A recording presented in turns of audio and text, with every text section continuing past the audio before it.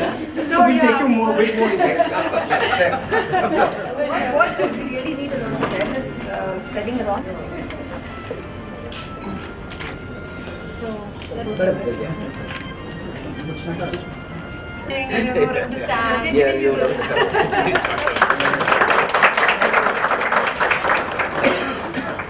So this is the reception. Okay. Pharmacy as well. Sure, Varun, I would like to see what's the this is where we have, these are called the liquid hydrogen gas. So all the embryos, the sperm is frozen, eggs are frozen. And then you mix up stuff. Liquid hydrogen, see, no connectors. Yeah, but how do you, This is a job every day. and how do you ensure that your guy checks every day? Oh, that is, we have a whole team of people. Okay. You can see these Because then you can remove. Yeah. Really?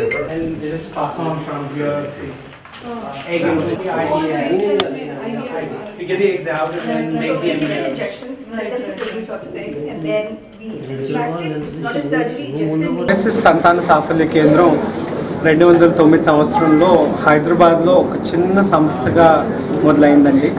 అప్పటి నుంచి 2017 లోపు చూసుకుంటే 6 శాఖలుగా ఎదగడం జరిగింది.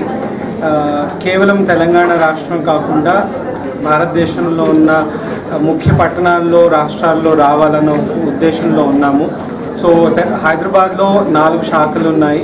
అది కాకుండా ఆంధ్రప్రదేశ్ విజయవాడలో శాఖ ఉంది, తమిళనాడులో చెన్నైలో శాఖని త్వరలోనే మనం మొదలుపెట్టబోతున్నాము.